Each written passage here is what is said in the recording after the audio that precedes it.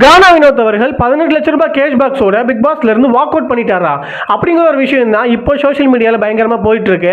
நான் இந்த விஷயத்தை பார்க்கும்போது எனக்கு ரொம்பவே ஷாக் ஆயிடுச்சு.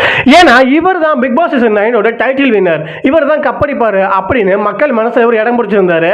அப்படிப்பட்ட ஒருத்தர் இந்த மாதிரி ஒரு செயலை செய்யும் போது மக்களுக்கு இது மிகப்பெரிய ஏமாற்றமா இருந்திருக்கும். அவர் என்ன நினைச்சாரு அப்படிங்கிற விஷயமும் இருக்குது. ஏன்னா பிக் பாஸ்ங்கிறது ஒரு சைக்காலஜி சம்பந்தமான ஒரு கேம். இதுல ஒரு மனுஷன் எப்படி யோசிக்கிறான், எப்படி பேசுறான், என்ன முடிவு எடுக்கிறான்னு அந்த மனுஷனுக்கே தெரியறது இல்ல. இவர் உள்ள வரும்போது வின் பண்ணணும் அப்படிங்கிற ஒரு கோலோட தான் உள்ள வந்திருப்பாரு. ஆனா உள்ள இருக்கிற கேம் பிளே, உள்ள நடக்கிற விஷயங்கள், உள்ள அதர் கண்டஸ்டன்ஸ் பேசுற விஷயங்கள், இதையெல்லாம் கேட்கும் போதும் பார்க்கும் போதும் அந்த விஷயங்கள் அப்படியே மாறிடும் தான் சொல்லணும். இவர் கேஷ் பாக்ஸை எடுக்கிறதுக்கு முக்கியமான காரணமா என்ன இருந்திருக்கும்னு நான் நினைக்கிறேன்னா, இந்த எவிக்டான கண்டஸ்டன்ஸ் எல்லாம் உள்ள ரீஎன்ட்ரி கொடுத்தாங்க இல்லையா, ஒருவேளை அவங்க ரீஎன்ட்ரி கொடுக்காம நார்மலாவே டாஸ்க் அந்த மாதிரி போய் நார்மலாவே பிக் பாஸ் போயிட்டு இருந்திருந்ததுன்னா கண்டிப்பா அவர் இந்த மாதிரி முடிவை எடுத்திருக்க மாட்டாரு.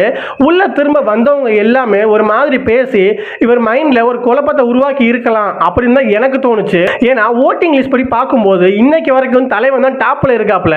அதர் கண்டஸ்டன்ஸை கம்பேர் பண்ணும்போது கிட்டத்தட்ட 45 to 50% ஓட்டிங் லீடில் டாப்ல இருந்தாரு. அப்படி இருந்தவர் இந்த மாதிரி ஒரு செயலை செய்யும் போது லைட்டா கொஞ்சம் ஏமாற்றமாக தான் இருக்குது.